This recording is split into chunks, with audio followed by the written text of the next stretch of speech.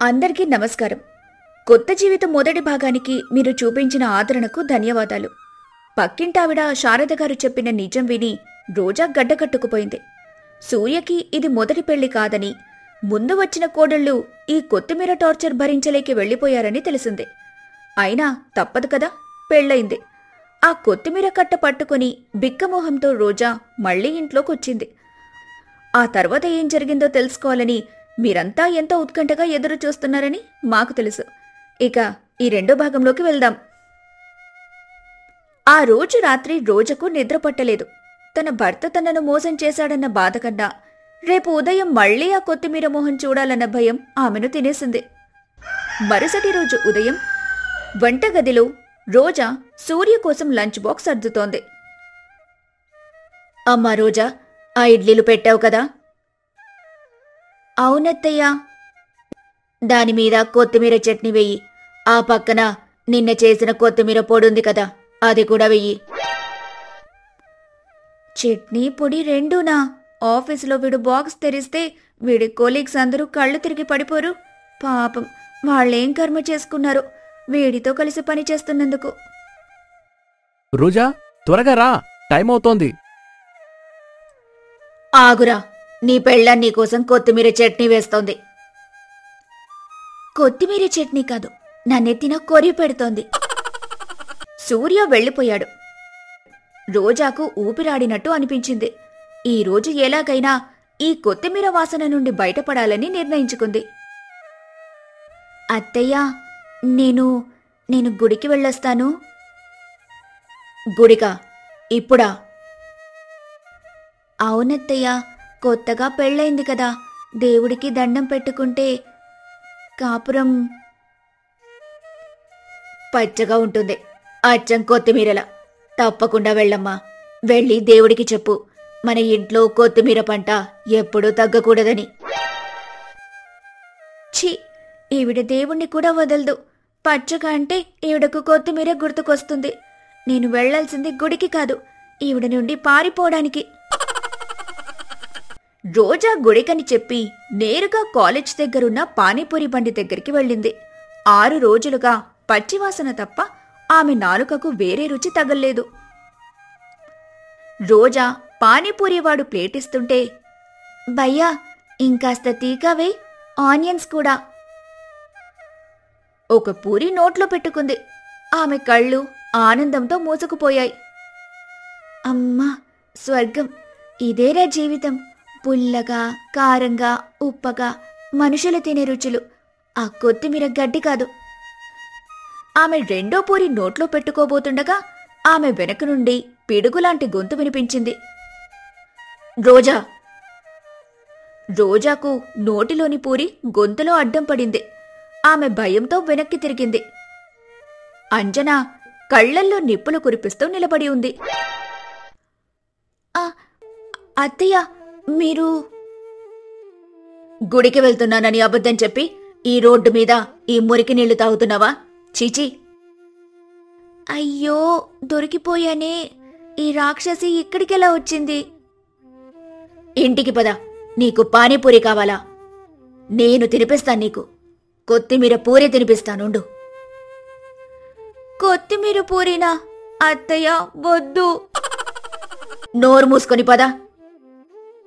రోజాను ఒక దొంగను పట్టుకున్నట్టు అంజన ఇంటికి లాక్కొచ్చింది.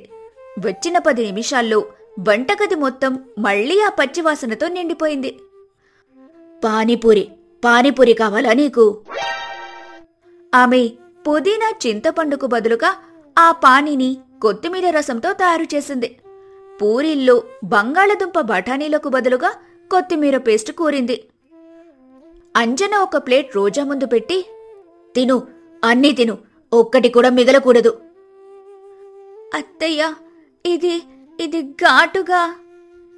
ఘాటుగా ఉండదా? బయట మురికి నీళ్లు తాగినప్పుడు లేదా ఘాటు? తిను. రోజా ఏడుస్తూ విషాన్ని తిన్నట్టు ఆ పూరీని నోట్లో పెట్టుకుంది. ఆ పచ్చివాసన, ఆ ఘాటు ఆమె కడుపులో దేవేసింది. అప్పుడు రోజా తన మనసులో, వాణ్ణి, ఇది పానీపూరి కాదు, పశువుల గ్రాసం. నా మొహం, నాకిది కావాలి. ఎందుకు దొరికాను ఈ కొత్తిమీర రాక్షసికి? నా నాలుక చచ్చిపోయింది. అప్పుడే సూర్య ఆఫీస్ నుండి వచ్చాడు. వావ్, స్మైల్ అదిరిపోయింది. ఏంటి మమ్మీ, కొత్తిమీర పూరియా? అవునరా, నీ పెళ్ళాం బయట తినాలని ఆశపడింది, అందుకే ఇంట్లోనే శుభ్రంగా చేసి పెట్టాను. సూర్య ఒక పూరి తీసుకుని తిని, సూపర్ మమ్మీ, నువ్వు గ్రేట్. రోజా, నువ్వు కూడా తిను. భలే ఉంది కదా? రోజా భర్త వైపు నిస్సహాయంగా చూస్తూ, వీడు నా మొగుడా లేక ఈవిడ కొత్తిమీర ఫ్యాక్టరీకి బ్రాండ్ అంబాసిడరా? వీడికి రుచి తెలీదా లేక వీళ్ళిద్దరూ కలిసి నన్ను చంపుదామని ఫిక్స్ అయ్యారా? 2 రోజులు గడిచాయి. ఈరోజు సూర్య పుట్టినరోజు. రోజా ఈ రోజైనా కొత్తిమీర నుంచి విముక్తి దొరుకుతుందని ఆశపడింది. రాత్రికి భర్త కోసం చాక్లెట్ కేక్ చేద్దామని అన్నీ సిద్ధం చేసింది. కేక్ చేస్తున్నావా అమ్మా? అవునత్తయ్యా, సూర్యాకిష్టమని చాక్లెట్ కేక్. మంచిది. ఇదిగో అంటూ ఫ్రిడ్జ్ నుండి ఒక కప్పు నిండా కొత్తిమీర పేస్ట్ తెచ్చింది. అత్తయ్యా, ఇది కూడా అందులో వెయ్యి. అత్తయ్యా, చాక్లెట్ కేక్లో కొత్తిమీర పేస్టా? అవును, కొత్తగా కొత్తిమీర choco delight, green and brown. ఎంత మంచి కాంబినేషన్! ఆరోగ్యానికి ఆరోగ్యం, రుచికి రుచి. ఇక రోజా తన మనసులో, ఆరోగ్యం కాదు, ఆగమవుతుంది. ఈ కేక్ తింటే సూర్య ఈ పుట్టినరోజునే వాడి ఆఖరి పుట్టినరోజు అయిపోతుంది. ఈవిడ అసలు మనిషేనా? కేక్ను కూడా వదలదా? రోజా ఏడుస్తూనే ఆ చాక్లెట్ మిశ్రమంలో ఆ పచ్చి కొత్తిమీర పేస్ట్ని కలిపింది. ఆ రాత్రి సూర్య ఆ వింత కేక్ని కట్ చేశాడు. కొత్తగా ఉంది. కొంచెం వగరుగా, కొంచెం తీపిగా, బాగుంది మమ్మీ. కొత్తగా కాదురా, చెత్తగా ఉంది. వీడి నాలుక ఇనుముతో చేశారా ఏంటి? వీడిని భరించడం కన్నా రోజుకో కట్టు కొత్తిమీర నమలి తినడం బెటరేమో.